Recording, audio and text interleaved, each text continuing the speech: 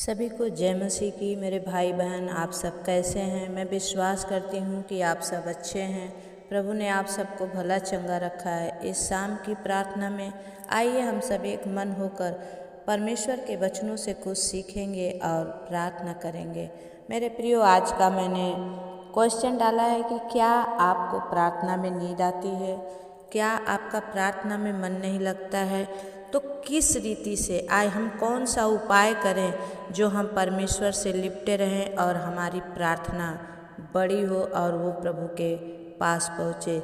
इसी कुछ की जानकारी के लिए मैं आज ये वीडियो डाल रही हूँ। आप इसे पूरा देखें। आप अभी चैनल पर नए हैं तो ज़रूर सब्सक्राइब कर लें।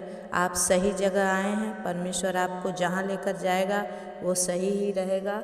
और आँखों को बंद करेंगे, प्रार्थना करेंगे। परमेश्वर है जो हमारी हर एक प्रार्थनाओं को सुनता है। सर्वशक्तिमान स्वर्ग और पृथ्वी के मालिक, हम धन्यवाद करते हैं खुदा। सच में बहुत सारे लोग इन बातों से परेशान हैं कि हम कैसे प्रार्थना करें, प्रार्थना करना नहीं आता, प्रार्थना करने से हमें नींद आ जाती है, प्रार्थना हमसे नहीं हो पा रही है। तो प्रभु आज इसका निवारण अपने वचनों से इन्हें दें। इनके अंदर जोश आए, जुनून आए खुदा, आपके लिए अपने हृदय को फाड़ कर प्रभु दिखाने वाले बन जाएं। प्रभु इन भाई बहनों पर अनुग्रह कर, दया कर, मुझे भी ज्ञान बुद्धि समझ दे कैसे किस रीति से चलाना है। प्रभु आप मेरी सहायता करें। हालेलुया। पवित्र आत्मा, मैं आपके चरणों में धन्यवाद करती हूँ। इस समय को आपके हाथ में देती हूँ खुदा। आप अपने बच्चों से बातचीत कीजिए इस शाम के समय। प्रभु आप इन्हें एक ज्ञान, एक बुद्धि, एक समझ से आप भरिए ताकि हर एक जन प्रभु आपके चरणों में लिपटे हुए पाए जाएं। आमीन। प्रभु आप दया करें और अपने बच्चों को सामर्थ्य, शक्ति और बल दे। यीशु के नाम से हम प्रार्थना को मांगते हैं। आमीन। मेरे प्रिय भाई बहन, परमेश्वर का वचन कहता है कि हम सबको भजन संहिता 99:5 में कहता है कि हमें प्रभु की स्तुति करने के लिए प्रोत्साहित करता है। भजन संहिता 99 का 5वां वचन हमें परमेश्वर की स्तुति करने के लिए क्या करता है? प्रोत्साहित करता है कि हम प्रभु में कैसे बने रहें। जब तक हमारे अंदर जुनून नहीं होता है तब तक हम कुछ भी नहीं कर सकते। हर चीज़ करने का समय परमेश्वर ने भी निर्धारित किया है कि रोने का समय है और गाने का समय है, नाचने का समय है और बजाने का भी समय है। इसलिए हमें क्या करना है? परमेश्वर की उपस्थिति में बने रहना है। और जब हम बने रहते हैं तो परमेश्वर हमारे लिए कार्य करता है। आमीन। परमेश्वर का वचन भजन संहिता 99 का 5 वचन कहता है कि हमारे परमेश्वर यहोवा को सराहो और उसके चरणों की चौकी के सामने दंडवत करो, क्योंकि वो क्या है? पवित्र है। मेरे प्रियो, जब आप ऐसा करते हो प्रभु हमें सब कुछ सिखाता है। हालेलुया। एक मजबूत प्रार्थना जीवन हमारा कैसे हो, कैसे हम परमेश्वर के इस मुहिम में शामिल हो सके जिसके लिए प्रभु ने हमें पुकारा है। क्योंकि हमें प्रभु की स्तुति करने के लिए और परमेश्वर की उपस्थिति में बैठने के लिए हमें ज़रूरी है कि हम परमेश्वर की सराहना करें। सबसे पहला है कि प्रभु की आराधना करें। मेरे भाई बहन, जब आपका प्रार्थना में मन नहीं लगता है, हर एक का गाना गाने में और भजन करने में मन लगता है, आप परमेश्वर को सराहो और परमेश्वर आपको तब ज्ञान और बुद्धि का दाता आपको ज्ञान और बुद्धि से भरेगा। हालेलुया। जब सुलेमान, पहला राजा 8 का 22 से लेकर 24 वचन तक हम पढ़ेंगे तो वचन बताता है कि तब सुलेमान इस्राएल की सारी मंडली के सामने यहोवा की वेदी के सामने खड़ा हुआ और अपने हाथ स्वर्ग की ओर फैला कर कहा, हे यहोवा इस्राएल के परमेश्वर, तेरे तुल्य कोई परमेश्वर नहीं है, ना ऊपर स्वर्ग में और ना धरती के नीचे। और तू अपने दासों के प्रति जो अपने संपूर्ण मन से तेरे आगे चलते हैं वाचा का पालन करता है और दृढ़ प्रेम दिखाता है। जो कुछ तूने अपने दास मेरे पिता दाऊद से कहा वह तूने माना है।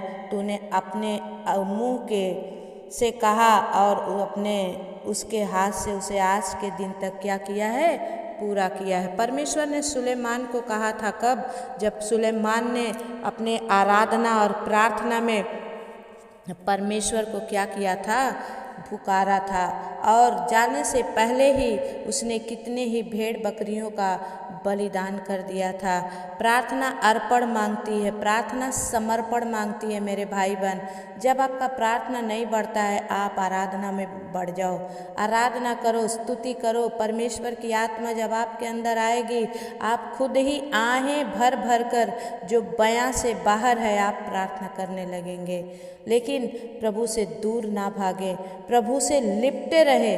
नहम्याह की पुस्तक 9 का 5वां वचन कहता है मेरे भाई बहन की खड़े हो जाओ और अपने परमेश्वर यहोवा को अनंत काल तक धन्य कहो। आपका महिमामय नाम धन्य है जो सभी आशीषों और स्तुति से बढ़कर है। क्योंकि जब हम परमेश्वर की बड़ाई करने लगते हैं तो आत्मा खुद ही हमारे अंदर आकर काम करने लगता है। और परमेश्वर जो हमारा राजाओं का राजा और प्रभुओं का प्रभु हम सबके जीवन में काम करता है। प्रार्थना एक विलाप भी है। जब आप आत्मा से भर जाते हो और आप सोचते हो कि अब अपने दिल की बातों को बताएं, उस समय आपके आँखों से अगर आंसू निकल रहे हैं तो आपका कनेक्शन परमेश्वर से हो चुका है। प्रार्थना का विकल्प है कि आप विलाप जरूर करें। पहला पत्रस 5 का 7 वचन में कहता है कि हमसे कहा गया है कि हमारी सारी चिंताएं उसी पर टाल दें। और जब हम बाइबल के वचन पर विश्वास करके ऐसा करते हैं तो प्रभु हमारे लिए एक एक मार्ग को खोलते जाता है। हालेलुया। परमेश्वर का वचन कहता है मेरे प्रिय भाई बहन कि भजन संहिता 28 का 1 से लेकर 7 वचन तक कहता है कि हे प्रभु मेरे उद्धारकर्ता परमेश्वर, मैं दिन रात तेरे सामने चिल्लाता हूँ। मेरी प्रार्थना तेरे सामने आए, मेरे रोने की ओर अपना कान लगाओ। हालेलुया। प्रार्थना का मतलब है कि हमें परमेश्वर की उपस्थिति में रोना भी जरूरी है। जब आप बच्चा कुछ नहीं पाता है और वो जिद करता है, वो क्या करता है कि रोने लगता है। माँ बाप से कुछ मांगता है, अगर नहीं मिलता है तो बच्चा क्या करता है, रोने लगता है। और रोने के बाद माँ बाप का निगाह आपके ऊपर जरूर जाएगा।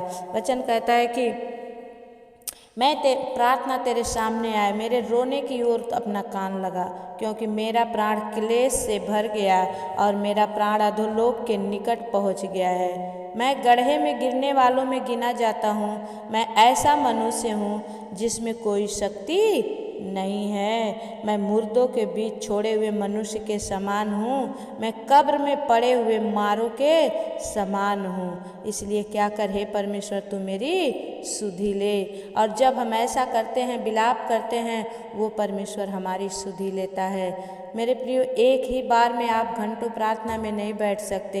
2 मिनट, 5 मिनट, 7 मिनट, 10 मिनट कुछ नहीं आता है। परमेश्वर की बड़ाई करें, परमेश्वर की बड़ाई करें। अपने जीवन के उन बातों को याद करें जो आपके जीवन में परमेश्वर ने अब तक किया है।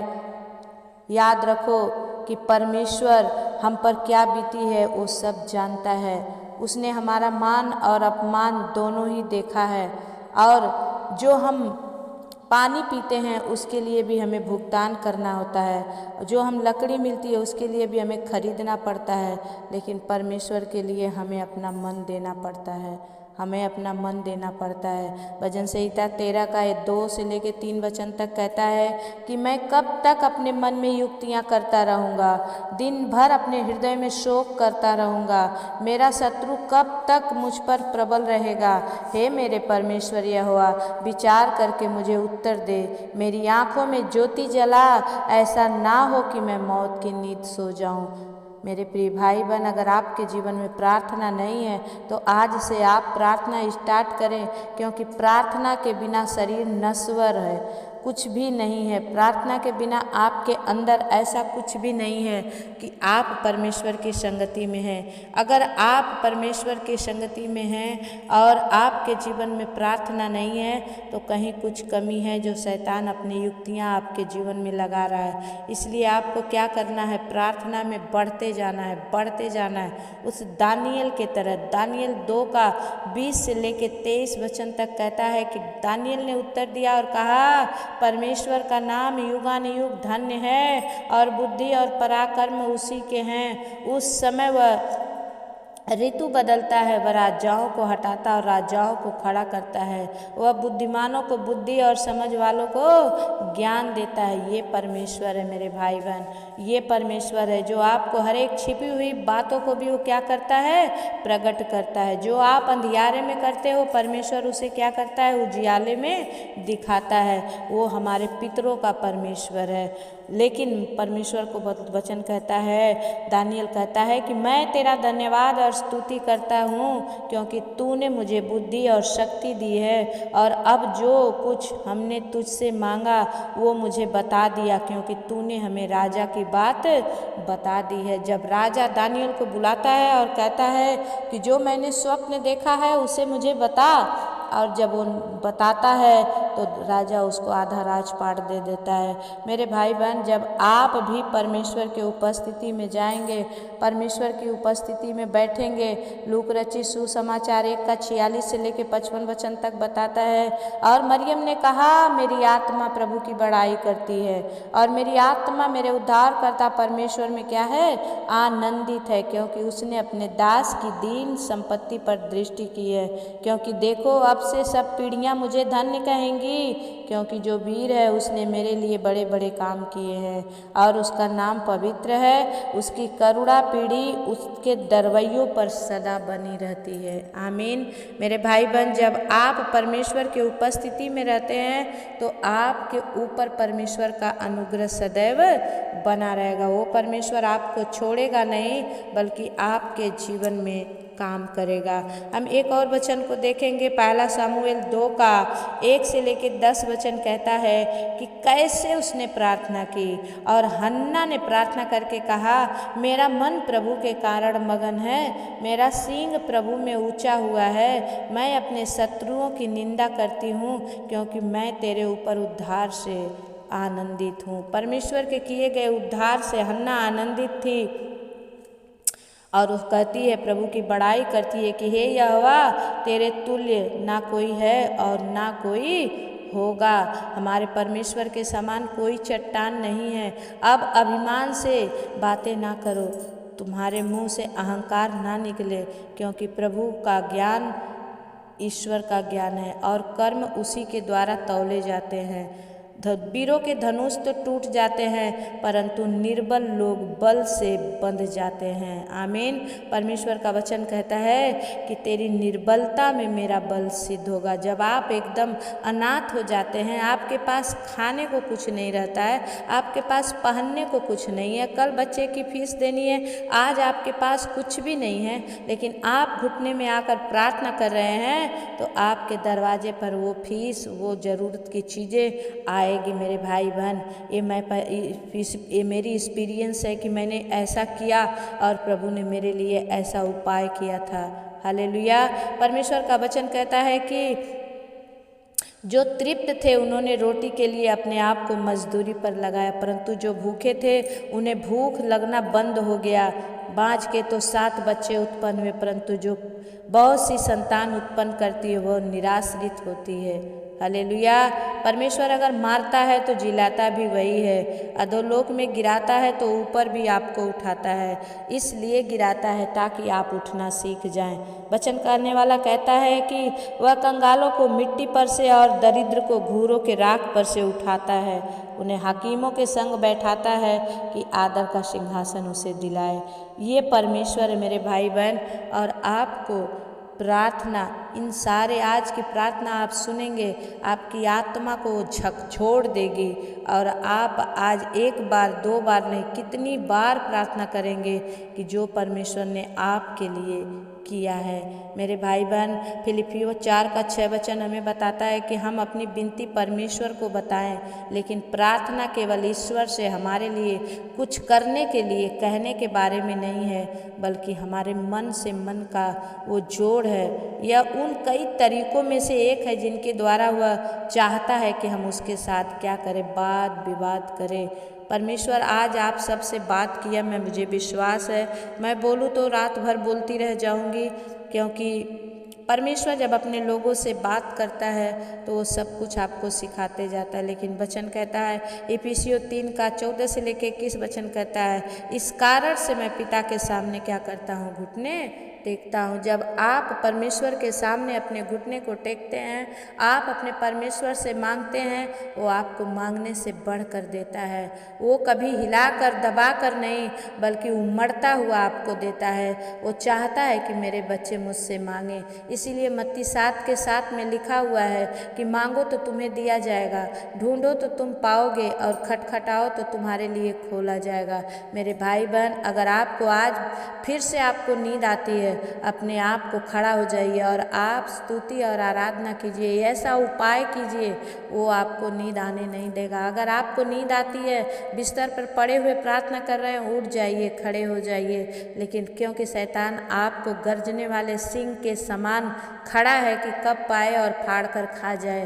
पहला पतरस 5:8 में लिखा है। इसलिए उस शैतान का सामना करो कि वो आपके सामने से भाग जाए, और प्रभु की उपस्थिति में आप बने रहो, ताकि परमेश्वर आपके जीवन में काम करे। मैं विश्वास करती हूँ कि बहुतों को इस प्रार्थना के बारे में आज बहुतों को कुछ सीखने को मिला है। जिन्हें समझ में आए, आप ज़रूर कमेंट में लिखें कि आप इस वचनों से क्या सीख पाए हैं। परमेश्वर आप सबको आशीष दे। मेरे भाई बहन, जितने आप इस चैनल पर नए हैं, मैं दिल से आपका स्वागत करती हूँ। आप हर दिन बढ़ते चले जाएं, परमेश्वर आपके जीवन में नया काम करते चले जाएं। अभी तक आपने सब्सक्राइब नहीं किया है तो ज़रूर सब्सक्राइब कर लें, चैनल को लाइक कर दें और एक दूसरे को शेयर करें कि ये प्रभु की सेवा जानकर जब आप करते हो, परमेश्वर आपके जीवन में काम करता है। आप चाहते हैं कि आपके लिए प्रार्थना हो, तो शुक्रवार के दिन उपवास प्रार्थना होती है, सबके नामों को, सबके प्रॉब्लम को लेकर के होती है। तो प्लीज़ आप भी अगर इच्छुक हैं कि आपके नाम लेकर मैं प्रार्थना करूं, तो आप ज़रूर कमेंट बॉक्स में अपना नाम, अपने गांव का नाम और अपनी प्रार्थना रिक्वेस्ट ज़रूर लिखें। जिनके लिए प्रेयर करवानी है, आप उनके भी नाम लिख सकते हैं। परमेश्वर आपके उस विश्वास को देखकर, मेरे द्वारा की गई प्रार्थना के द्वारा, परमेश्वर आपके जीवन में काम करेगा। विश्वास करती हूँ आप सबों को अच्छा लगा है। जितनों को अच्छा लगा है, आप आमीन लिखकर जरूर भेजें। जय मसीह की। फिर मिलेंगे, तब तक परमेश्वर आपके साथ रहे। आमीन।